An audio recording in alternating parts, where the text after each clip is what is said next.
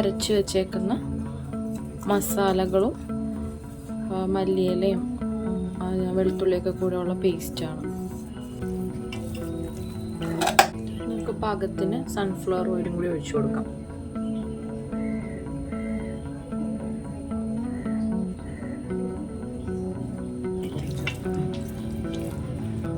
ഇതിലേക്ക് ഒരു ടീസ്പൂൺ മുളക് പൊടി, 1/2 ടീസ്പൂൺ മഞ്ഞൾപ്പൊടി. ഇനി ഇതൊരു കുറഞ്ഞതൊരു 2 മണിക്കൂർ റെസ്റ്റ് ചെയ്യാൻ വെക്കണം. ആദ്യം നമ്മൾ കുറച്ച് സൺഫ്ലവർ ഓയിൽ ഒഴിക്കണം.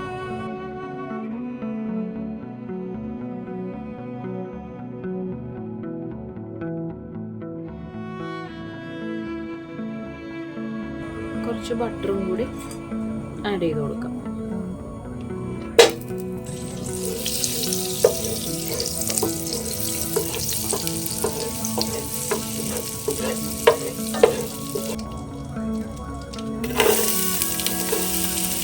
ഒരു 3 സവാള അരിഞ്ഞു വെച്ചിരിക്കുന്നത് ചേർത്ത് കൊടുക്കാം.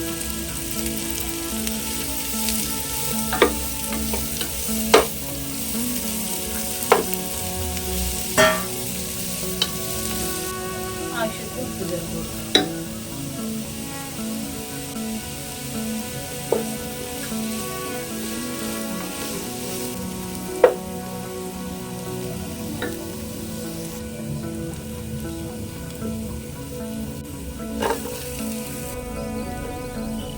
ഇതിലേക്ക് നമുക്ക് ജിഞ്ചർ ഗാർലിക് ചതച്ചത് ചേർത്ത് കൊടുക്കാം.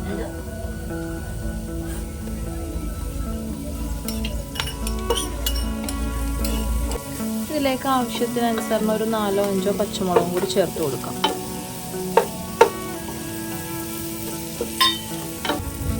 നന്നായിട്ട് വഴറ്റിയതിന് ശേഷം സ്പൈസസ് ഇടാം. ഏലക്ക, ചെറിയ ജീരകം, മല്ലി, കുരുമുളക്, സ്റ്റാർ അനീസ്, പട്ട, ഗ്രാമ്പു, ഉണക്കനാരങ്ങ, ഇത്രയും സാധനം നമുക്ക് ഇതിലേക്ക് ചേർത്ത് കൊടുക്കാം.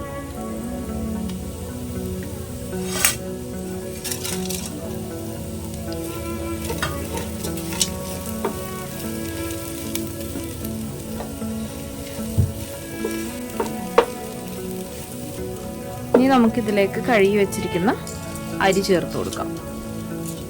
ബസ്മതി അരിയാണ്.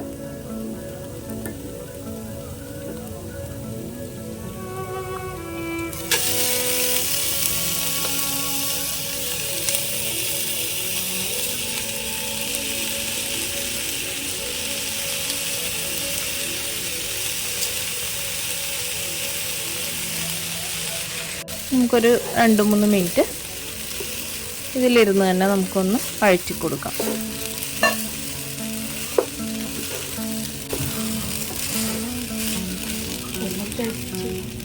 ഇനി നമുക്ക് പാകത്തിന് വെള്ളം ഒഴിച്ചു കൊടുക്കാം. നമ്മൾ എടുത്തിരിക്കുന്ന അരി എത്രയാണോ അതിൻ്റെ 1.5 ഇരട്ടി വെള്ളമാണ് ഒഴിച്ചു കൊടുക്കേണ്ടത്.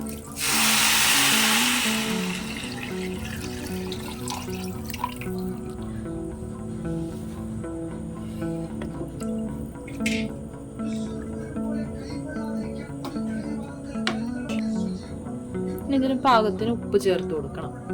ഏകദേശം ഒരു 2 തൊട്ടൊരു 2.5 ടീസ്പൂൺ ഉപ്പ് വേണ്ടി വരും.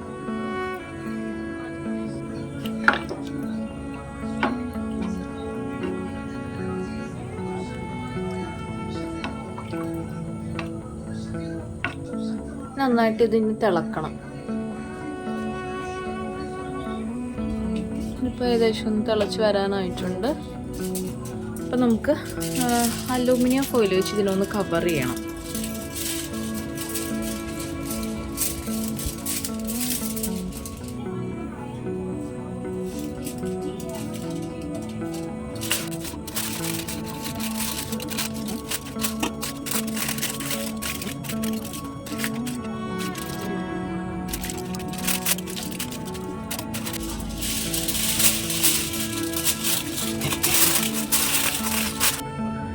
നന്നായിട്ട് സീൽ ചെയ്തേക്കണതിലേക്ക് ഇനി നമുക്കൊരു ഫോർക്ക് വെച്ചോ ഒരു പപ്പടം കുത്തി വെച്ചോ അങ്ങനെ ഹോൾസ് ഉണ്ടാക്കി കൊടുക്കണം.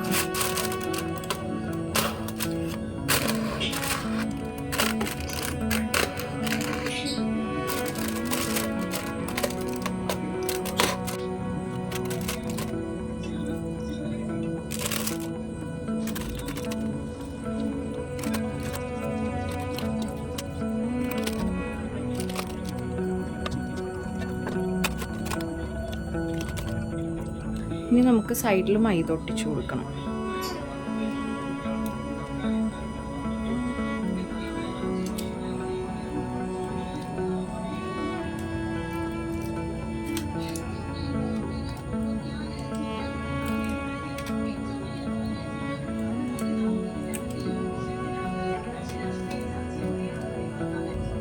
എല്ലായിടത്തേക്കും മൈദ ഒട്ടിച്ച് കഴിഞ്ഞാൽ നമുക്കിത് പൂട്ടി വെക്കാം.